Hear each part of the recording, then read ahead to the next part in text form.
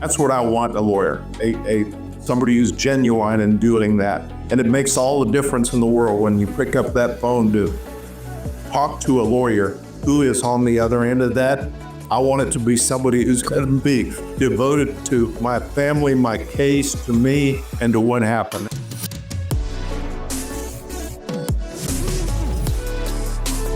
I'm attorney Dave Craig, managing partner and one of the founders of the law firm of Craig, Kelley Faultless. I've represented people who have been seriously injured or who have had a family member killed in a semi or other big truck wreck for over 30 years. Following the wreck, their lives are chaos. Often they don't even know enough about the process to ask the right questions. It is my goal to empower you by providing you with the information you need to protect yourself and your family. In each and every episode, I will interview top experts and professionals that are involved in truck wreck cases. This is After the Crash. Welcome to another episode of After the Crash, the podcast. Today, we're excited to have John Romano as our guest. John is one of the best trial lawyers in the country. He has tried every type of case you can imagine: criminal, product liability, medical malpractice, trucking cases, civil cases, personal injury cases, you name it. John has done it. John is an extraordinarily giving lawyer. He teaches. He chairs conferences all over the country. He speaks all over the country. He's written. And so I'm extraordinarily excited to have John as our guest today. Welcome, John. Oh, I'm so excited to be here, David. This is going to be a lot of fun. I'm looking forward to it. I've been looking forward to our chat for a good while now. So I'm energized and ready to go, ready to talk. Well, John was inducted into the Trial Lawyer Hall of Fame in 2016. I've worked with John. I've seen John speak all over the country. And I think, you folks that are listening for the first time, this podcast is designed for ordinary folks who've had the misfortune of being involved in a serious wreck or serious accident. I think you're going to learn a lot today about trial lawyers, about trials. And I'm extraordinarily excited to have John. And I think one thing I will mention when we're talking about trial lawyers is the thing that impresses me the most about John is a great human being. And I think sometimes that gets lost. I think sometimes people want to ask me, well, what does it take to be a great trial lawyer? Do you have to be this mean pit bull? Do you have to be this or that? And you know what? John is a perfect example of one of the most successful trial lawyers in this country, who happens to also be one of the best human beings that I've ever met as a trial attorney. So, John, thank you so much for everything you do for all of us as lawyers, as well as your clients.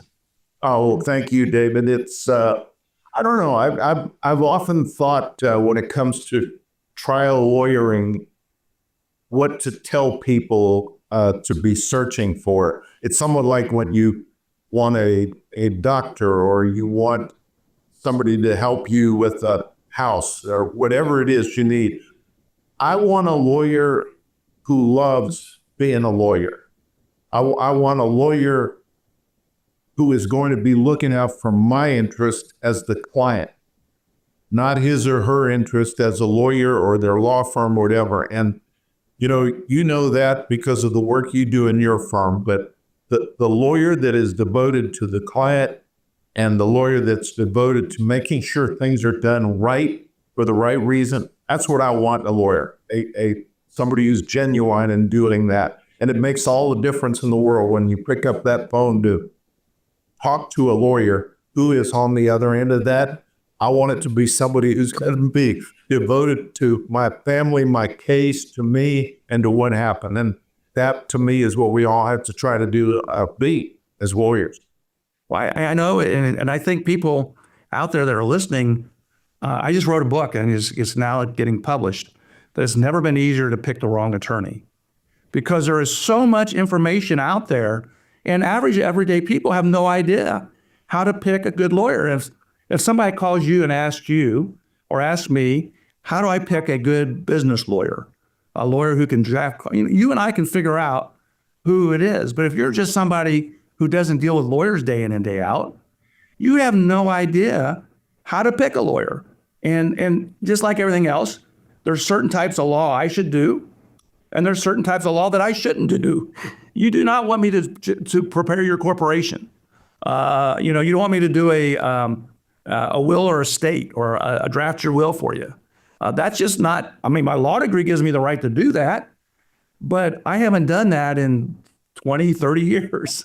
And so I think that people need to realize that what you said is extraordinarily important. When you're picking a lawyer and you want to call them, you want to make sure you have the right lawyer. Well, it's such a key. Just as an example, in your firm, you focus a lot on trucking cases. You try trucking cases, you take depositions in trucking cases, you handle it. So if I am a client and I am hurt because an 18-wheeler had a driver that did something wrong, and that's what hurt me and my family, I want a great trucking lawyer.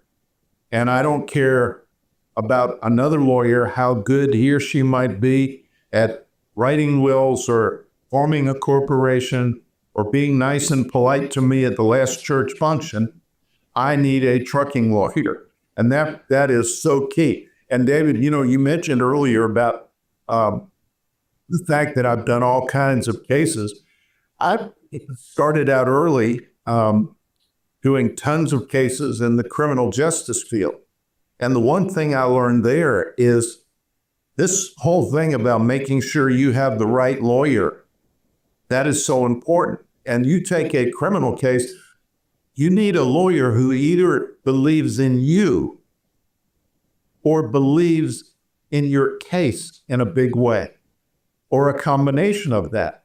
And if they don't believe in either, dump them and get another lawyer. I think that is so very, very important. And this whole idea of if somebody calls up to get a lawyer and the lawyer says, look, I just do this for a living, you're just another case, you don't want that lawyer. You want somebody who is putting his or her life into what they're doing. That is so important. And I don't care what kind of a case that is. It could be a rear-end collision case where someone has a neck or a back injury. It could be an explosion where someone is burned. It could be a big rig trucking case. Very, very important. And I agree that wholeheartedly with you. And I think one of the things that's important that I believe is that you've picked somebody who can try a case. Because the insurance companies and defense lawyers know who actually tries cases and who doesn't try cases. And you're board certified in trial advocacy. And so you are a trial lawyer. I mean, that is what you're board certified. You've gone through the extra process to be board certified. So that's kind of a screening mechanism for you everyday average folks that are looking and say, okay, how do I find a trial lawyer? Well, everybody says they're a trial lawyer. You know, a lot of personal injury lawyers say they're trial lawyers, but some folks that I know have never walked into a courtroom and never tried a case. Oh, yeah. And David, the beauty of the board certification programs in America, if when you look and find a lawyer who is board certified, you know, at a minimum, that lawyer has handled and taken to verdict in front of juries a certain number of those types of cases. So if someone is board certified in medical malpractice, that means that lawyer has handled, litigated, and tried a specific number of medical malpractice cases. If you're board certified in trucking, same thing. You have handled, litigated, and tried these things. And if I am a person who, for whatever reason, we get hurt or a family member is killed, I want to go seek out a board certified lawyer because I know that person has been in the courtroom, which means that lawyer has taken the case from start to finish. You got a lot of lawyers who are not finishers. They take it, you know, they want to play ball in the first and the second, third quarter. But when you get to the fourth quarter and the 2-minute drill, they bail. You don't want that for a lawyer. You need a lawyer who'll take it to verdict. Well, I respect the fact that I think the board certification is a great tool. It's approved by the ABA.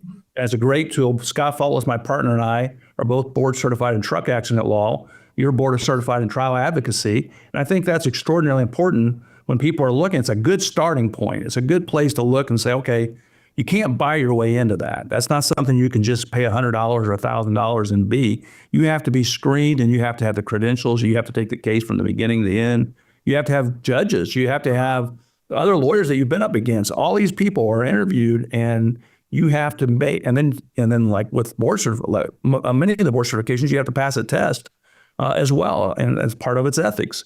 So I really believe that the board certification is a great screening mechanism for people to start off the process of looking for a trial lawyer. Yeah, I mean, it's really key. And when people are looking for a lawyer, I tell them, as you try to seek out the qualities of the lawyer, don't just pick up the phone and call a number. Do some research first. And if you know people who are lawyers, or you know people who know lawyers, talk to them, because somehow, some way, they can help get you to the right lawyer. But when you have an important case, and every case to you when it happens, it's the case of a lifetime.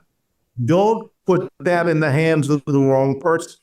For example, if you were going to have very, very important surgery, and you talk to a doctor in a big fancy hospital and clinic, and they said, this is the greatest doctor in the world, but he has not done this kind of surgery for the last 10 years, you would say, stop, I don't want that. I want somebody who's been doing it recently and winning and knowing what to do and how to deal with the current system and judges, and all of that is so very, very important. I think, and that's a perfect example, because there are attorneys who have gotten really big verdicts, but they were a long, long time ago, and they haven't been in a courtroom in 15, 20 years. And they keep talking about that big verdict they got 20 years ago. But if you're somebody looking for an attorney, getting a big verdict is huge. But at the same time, like you said, you want somebody who's continuing to practice, who's not afraid to go back in. And sometimes I've met lawyers who were better lawyers than me, but they were afraid to go into the courtroom because they were afraid to hurt their reputation. And so even you have some good experienced lawyers who kind of quit trying cases and kind of rest on their laurels, and that's not who you want if you've got a major case. Yeah, I mean, it's just key. And what you're really trying to do is say, I'm going to take my case, meaning to put my life into the hands of a given lawyer. What do I want in that lawyer? Well, you're going to know in the beginning, because if you call that lawyer and you learn, well, we'll get back to you in a week or two, right away, you don't want that lawyer. And don't get me wrong, the lawyer you are calling to might be in a jury trial, and maybe that lawyer cannot call you back. But people in that law office can call you and take care of you until the lawyer finishes that trial. But you can find out in the beginning if you're going to have a lawyer who is responsive to you or not. And I know, David, for example, you and your firm, what we do in our firm, we take calls day and night. If a client needs to call me at 10 o'clock at night, that's fine. We're going to talk at 10 o'clock at night. And you can't do this and have hours. Yeah. A trial lawyer doing what we do is in many ways similar to an on-call trauma physician, a trauma surgeon. You have to be there all the time. And that's what you need, somebody who is a 24/7, 365 lawyer. That's what we do. As a perfect example, my wife and I, when we had my grandson, we were having ice cream on the weekend. It was a weekend, Saturday night. And I get a call, and someone had been in a tragic semi-wreck over in Illinois, and it was a catastrophic wreck. And they called, and they wanted to talk to somebody that night. And my wife, she gets the after-hour calls. And so, like Nancy, I mean, my wife is very involved in what I do. And she's like, and she tells my grandson, you know, that Grandpa's got to go outside and talk to this client. And so I went out and I talked to them. They finished their ice cream. They came out, and then my wife drove back. So we were about 30 miles away from home, Well, she drove back, and on the whole way, I talked to that client and talked to him because they were scared. They were nervous. They didn't know what to do. But a good trial lawyer, a good lawyer who you pick, should make themselves available to take those phone calls, to talk you through, because these are horrible, horrible situations you're in. And if your lawyer's not willing to take the time to talk to you, then maybe you got the wrong lawyer, or maybe you should pick somebody else. Oh, yeah. Yeah. I've said this for about a long time. I think that when clients are looking for a lawyer, part of it is you as the lawyer need to be thinking like a plumber. And people often say, oh, for goodness sakes, Johnny, what are you talking about? What I mean by that is this. If on a Friday night at 10 o'clock, if Mrs. Jones calls to a plumber and says, the toilet on the second floor is leaking bad, and we don't know what to do, and the plumbing service has somebody answer the phone and they say, we'll have somebody there Monday morning, that's not a plumber you can hire. You need a plumber out there tonight. And it's the same thing with a lawyer. Great lawyers are responsive. Great lawyers communicate with clients. Great lawyers reach out and comfort clients. And that's what people, I would hope, would want to be looking for in a lawyer. Attorneys who are going to be getting into the nitty-gritty of the case with the client and spending real quality time with them. How important do you think it is if someone's narrowing it down, and so they've looked and said, okay, here's some board certified attorneys. These lawyers seem to have experience, knowledge of a particular area. How important do you think it is maybe to pick up the phone and actually interview the lawyers, to actually talk to them before you make that decision? That can be very helpful because especially, I'll give you an example where you have a catastrophic injury, like someone who has become a quadriplegic due to a trucking wreck, or perhaps a family member who may have been killed. In that instance, it may well be wise for someone in the family to narrow it down to perhaps 3 or 4 lawyers and to go and meet with them and interview them and ask them the tough questions. One question might be, well, I see you're the one who's meeting with us, but are you the one who's going to handle my case? Or are you going to shove it off to some younger lawyer who has none of the experience you have?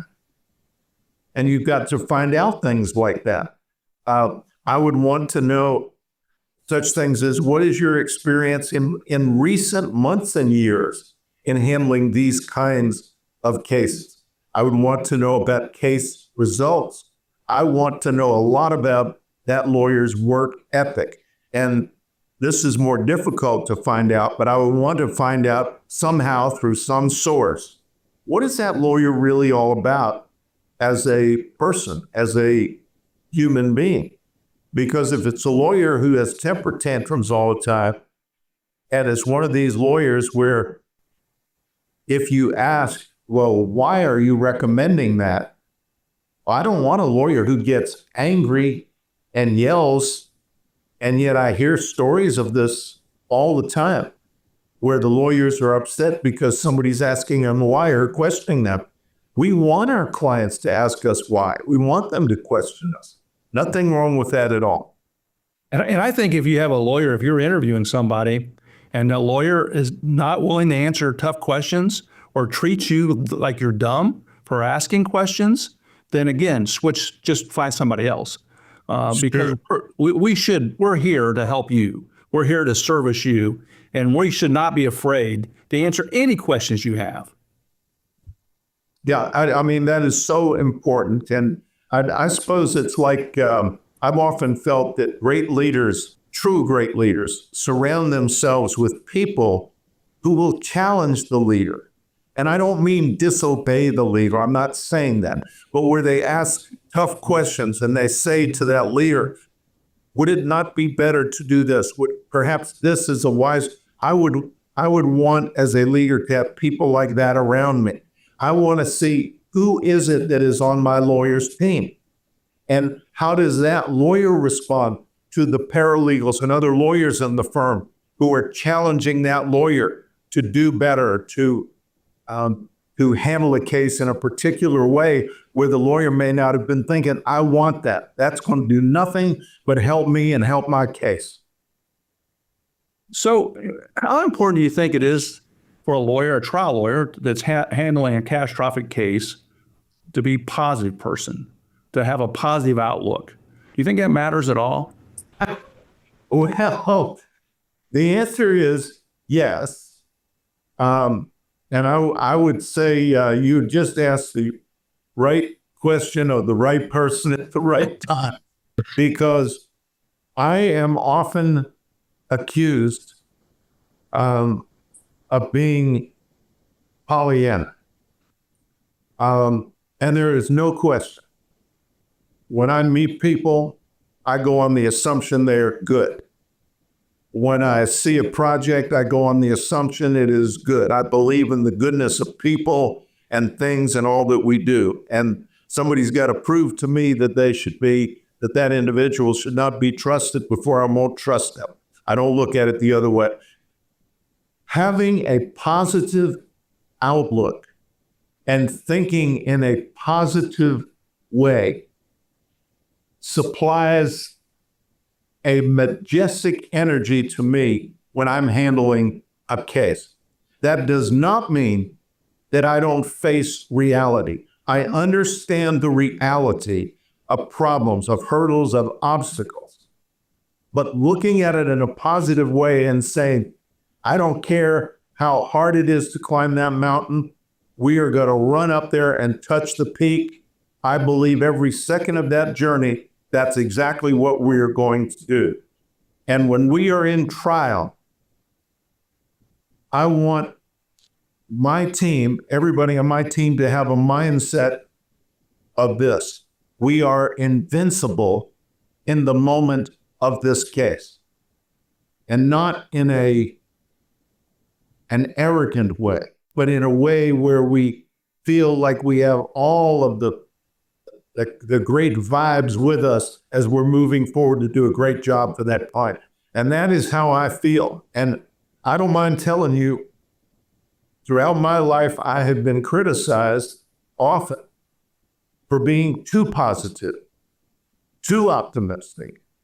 And I smile and I say, I take that criticism as a compliment, because the mere fact that you're criticizing me means I have not been positive enough. So that's the way I look at it. Well, and I agree wholeheartedly. I think that, there's tough hurdles, and some of the cases you and I both work on are extraordinarily difficult cases. And you have to have a positive outlook to try to figure out, how do I win this case? How do you do this? And I see lawyers sometimes who do not have positive outlooks, and all they see are the problems. And I agree with you. You have to be objective. You have to see the problems. But if all you see are the problems, if all you see are the reasons where you're going to lose, then it probably will become a self-fulfilling prophecy, or more likely, you'll settle for a number that maybe is not fair. And so I love the fact that I think to be a successful trial lawyer, you need to have that positive attitude that, hey, I can win this case. And now I just got to figure out how. Oh, yeah. When I was a kid, I was in fourth grade, and I had a wonderful nun. Sister Kamakir was her name. And she would give us this little pep talk about every 4 or 5 weeks, where she would talk about the wonders in each one of us. And she would say, Janie, today I see the wonder of in you. And she would talk about something wonderful. And she would go, and I thought, how magnificent, a teacher just uplifting us as little kids all the time. And she would get angry. She was strict. She would have her moments when she would get upset. But the way she approached it was, all I see is positivity in this room. And that is the way she taught. And her philosophy was, I can teach almost anything to any child, so long as I put everything into it. You can't, though, just flip a book to a 9-year-old and say, go learn multiplication. No, actually nowadays I laugh that they're teaching 3-year-olds multiplication. But back then we had it in 4th grade. So to me, that's so important. And a jury feels that. And the judge feels that. They feel the energy coming from the lawyer. And they feel the passion or a lack of passion. So to me, the attitude of the lawyer and everybody on that lawyer's team is essential and vital. And I think, especially when you think about how long these cases can take. So if you're at a catastrophic wreck or a catastrophic injury, and you're going to look for a lawyer, you may be in this process for several years. And so having a lawyer with the right attitude, a team with the right attitude, somebody who you're comfortable with, spending time with, is extraordinarily important, because these people are going to be in your house. You're going to be in their offices. You need to be comfortable with the lawyer you pick. And I've always loved the team approach also. So it's not just the lawyer on the case, but it's the other people that the lawyer brings into the case. So it may be just as you and I or your firm and my firm are working on a case or project now, what's great about it is the team effort, the way everybody comes together trying to help everybody else. And it's such a wonderful, uplifting experience. And all that is doing is helping the client. So if I'm a client, that's what I want. I want people who are thinking every day, how are we going to be victorious? While at the same time, keeping a view on how to negate whatever it is the opponent may try to do to hurt our case. Mm-hmm. That's important. And you got to know about, the problems in the case and how to overcome those problems. So let's talk a little bit about the trial process. The litigation process. For most folks have never been in a lawsuit. Most folks have never had to go through anything like that. Suddenly they're in a catastrophic accident, and now they're forced to hire a lawyer to help them get through this process.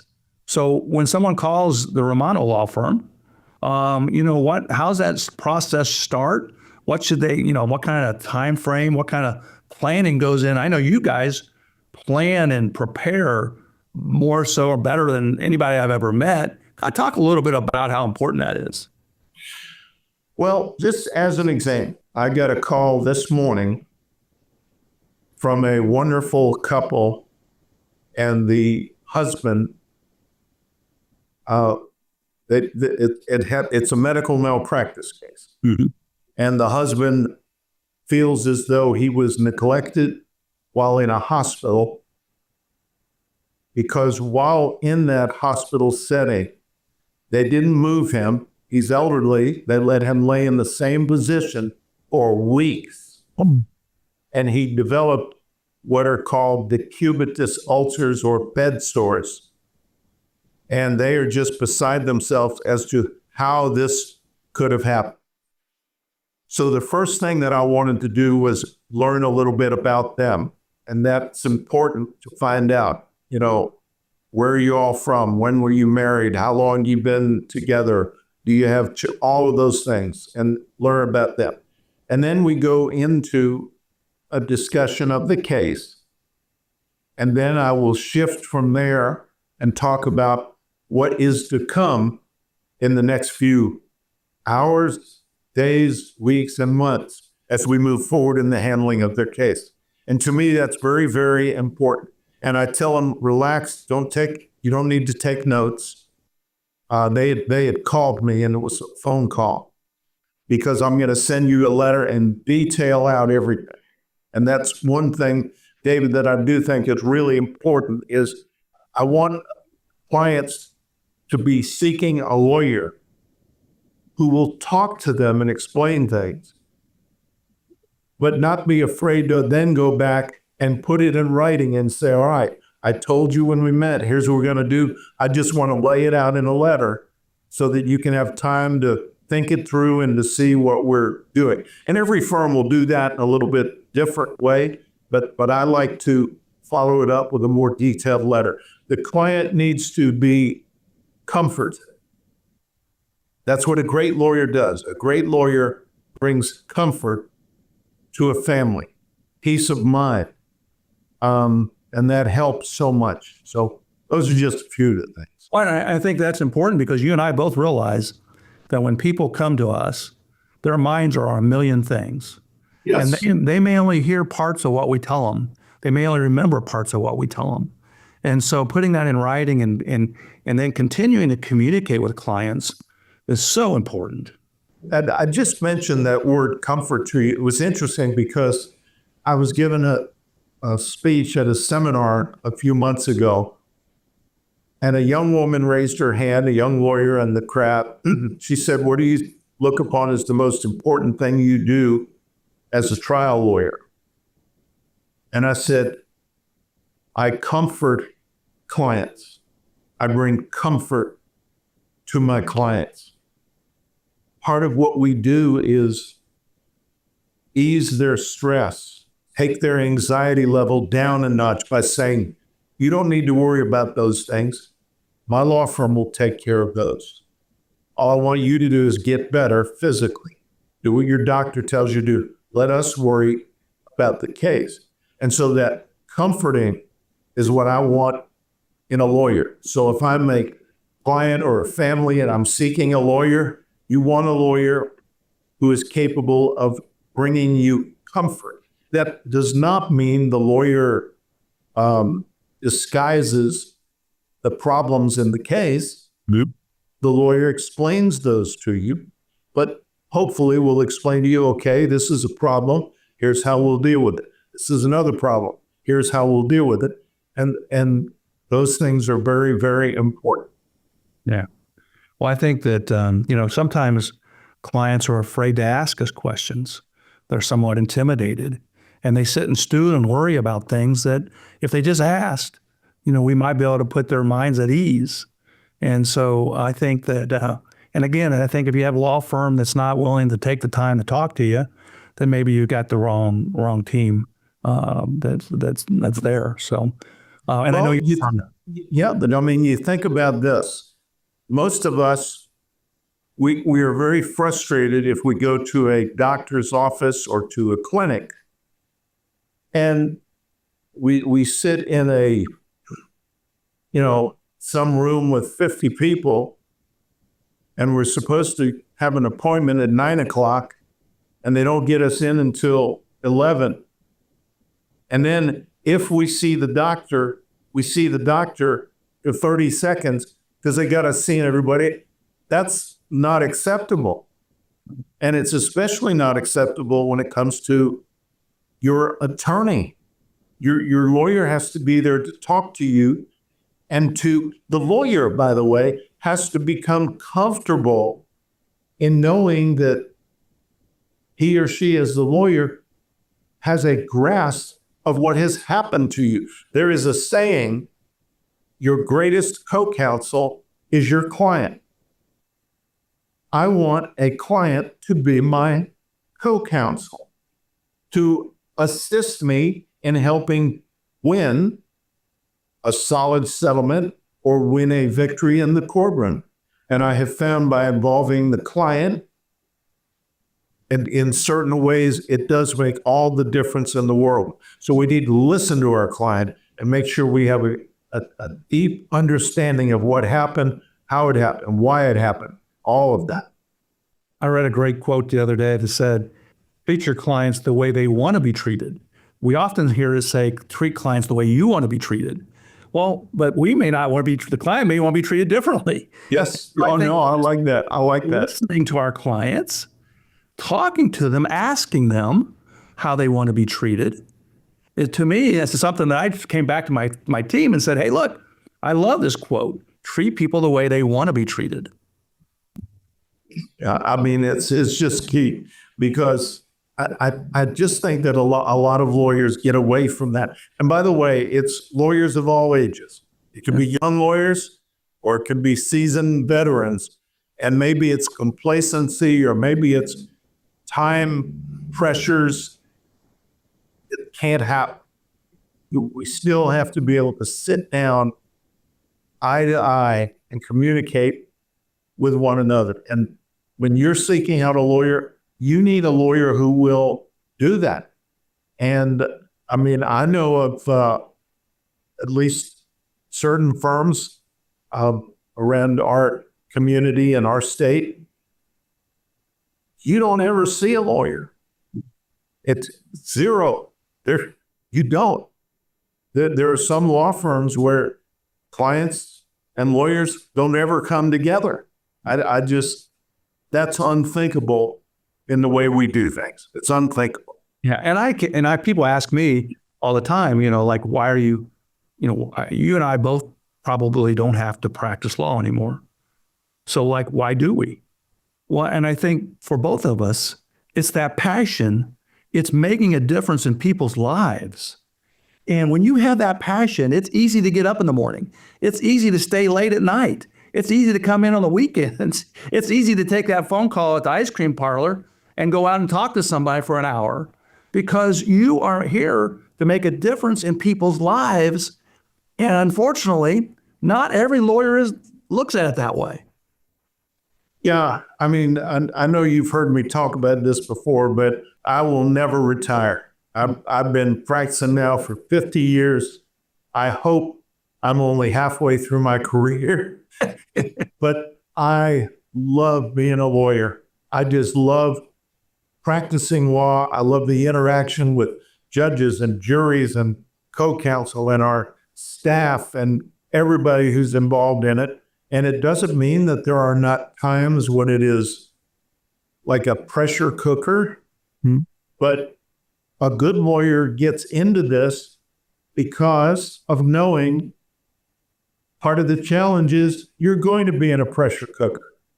And it's not for the faint of heart what we do, but that's part of what makes it so enjoyable and challenging.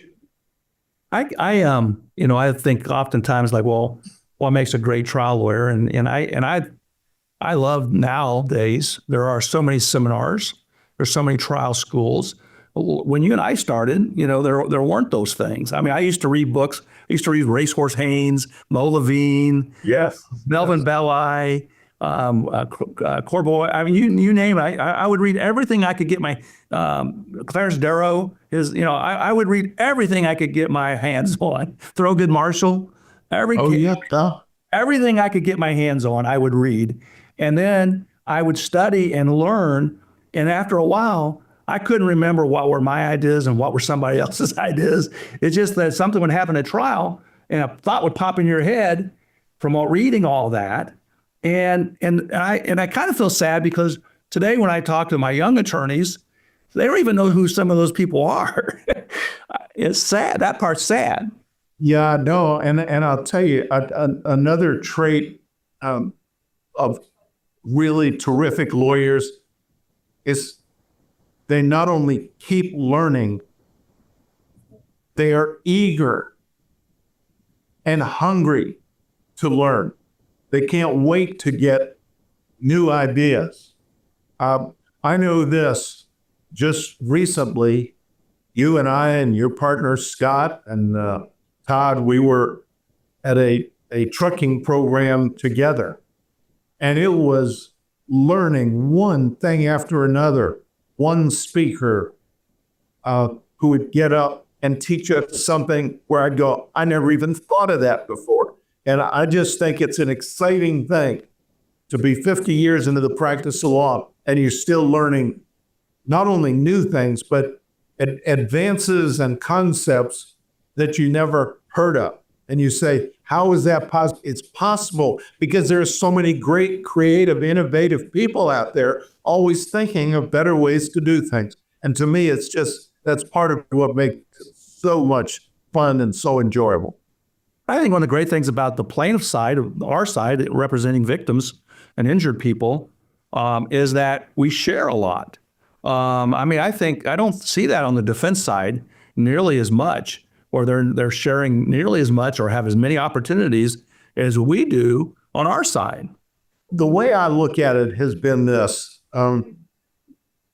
With plaintiff lawyers, not all, but almost all clients we represent we are likely to only represent them one time. They come to us due to an injury or death or some other tragedy that may have occurred. As a result of that, the lawyers who represent people who are injured or the families of those who are killed need to team up with one another and share. And instead of plaintiff lawyers looking at another plaintiff lawyer as a competitor, we look at one another as allies. Whereas the lawyers representing the insurance company, who are great people and they're great lawyers, but because they represent these usually enormous companies, the mindset is everybody's a competitor. And for the most part, they don't share in the way we share on the plaintiff side. Some are good about it.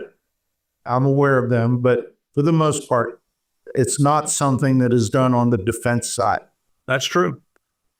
So, I know that, when you have a case that, it's a sizable case and it's a complicated case and it's going to take people a while to get better.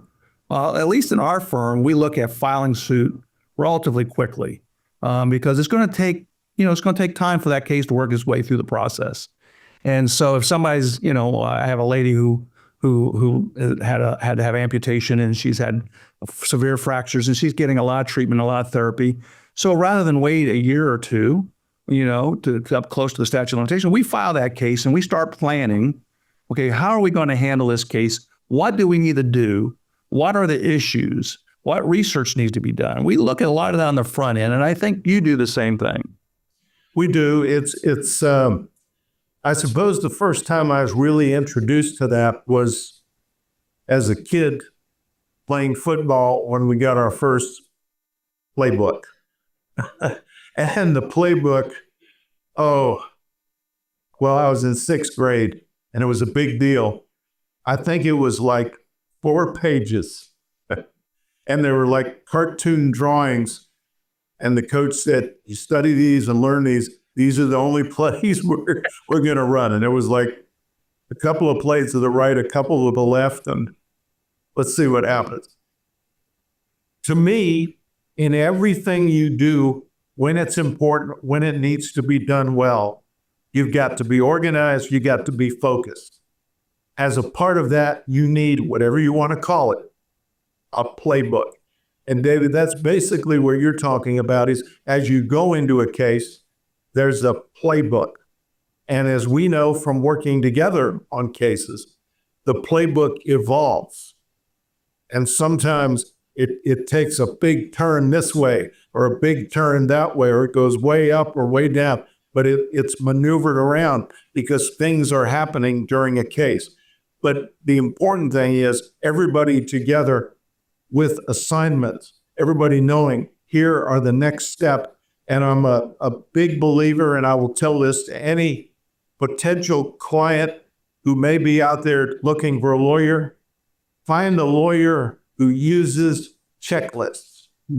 Because lawyers who use checklists or the equivalent of checklists are lawyers who are not going to miss anything, and they're organized and they are paying attention to detail. Very, very important. So yeah, I'm a big believer in doing it that way and making sure that there's a plan. There's a great book out there that I read talking about hospitals and doctors using checklists and how that made a major change in the number of malpractice claims just by simply using a checklist.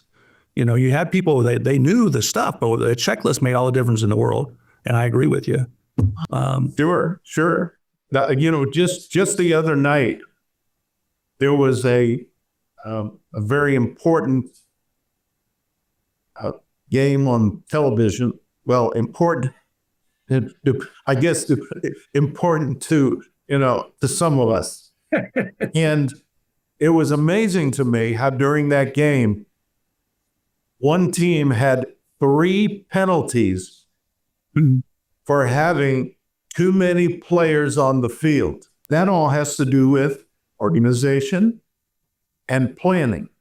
Now, not so much a clipboard checklist, because once a game is moving, you got to know it. It's got to be in your head. But because of someone's failure to pay attention to detail, 3 big penalties, and it arguably is what cost that team the game. So checklists and making sure everything is planned out is vital. How important do you think it was for you that you were you're a football player, and then you're a Marine? I mean, both of those I would think are highly disciplined, highly organized, highly planned. How important of a role do you think those 2 things had in you being the great trial lawyer that you are today? Oh, they were vital because, if I look at what I am doing today and the way that I like to handle cases and represent clients, I can honestly tell you it's the evolution that I think started with what I learned from my mom and dad, the lessons that they taught me about, no. You get your room together. You do your homework. No television till homework. All those little things. You do your chores. Until you do your chores, you can't do this. And then you get into, from grade school to high school, it changes. The Marine Corps is very well organized and magnificently disciplined in a good way.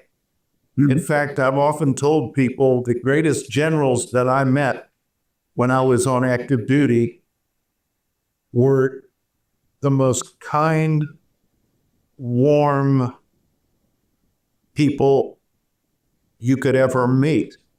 And a lot of people, they don't think of Marines as being like that. I've often felt people say, well, what goes into being a great dad? I say, a great dad has a lot of mothering in him.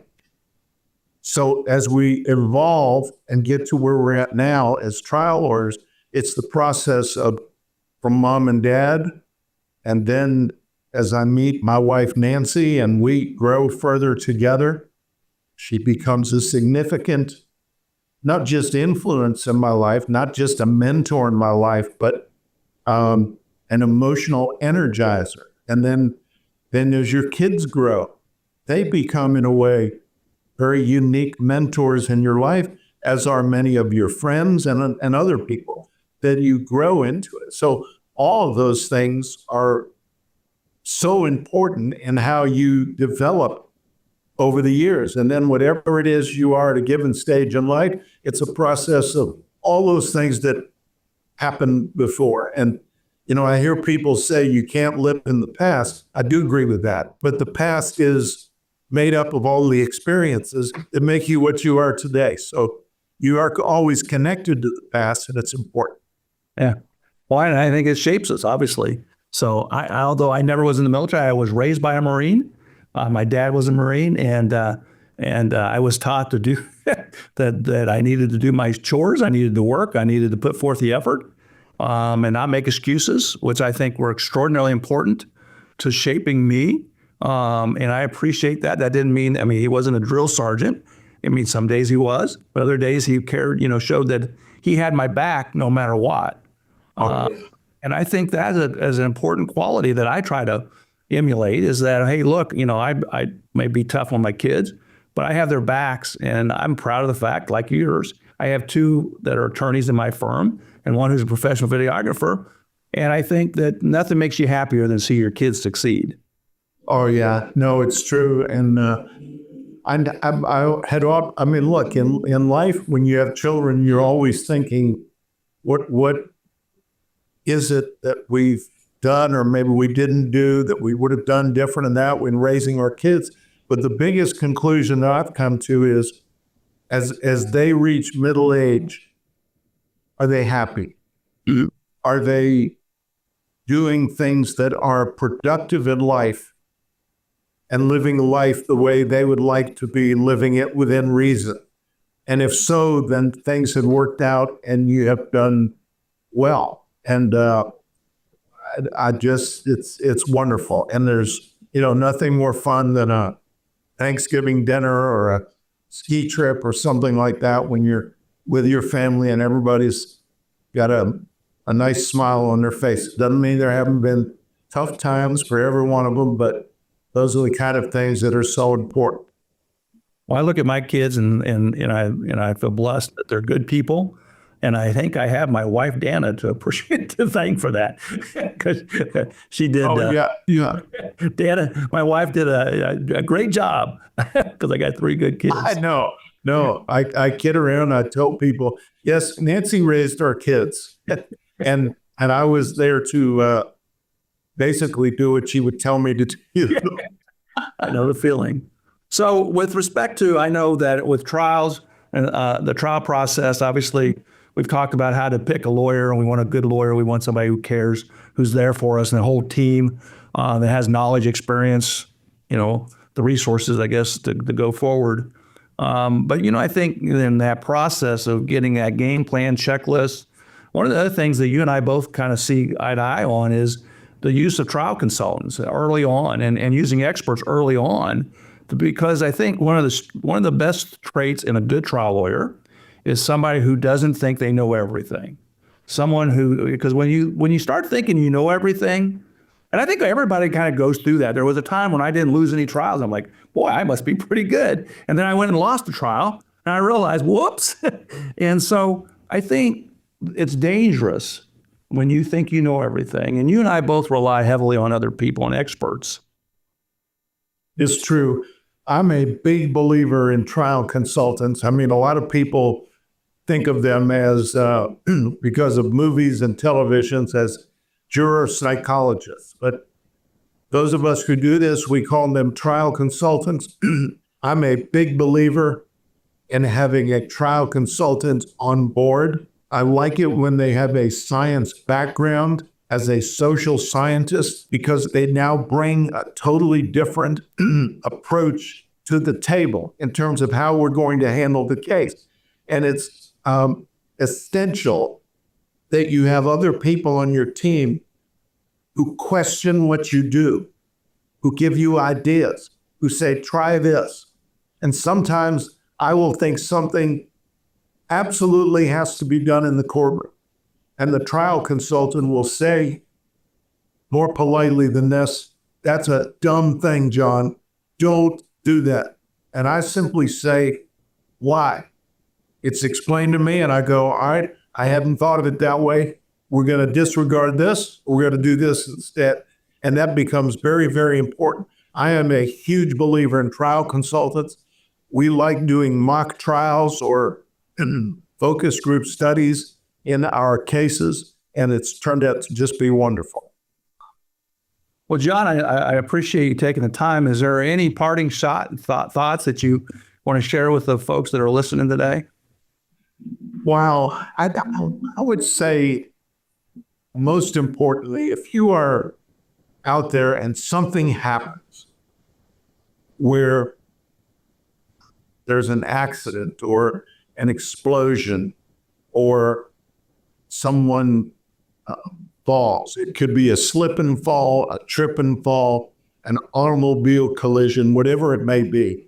Don't rush to just get any lawyer, because that case for you and your family may be the only legal case you will ever have.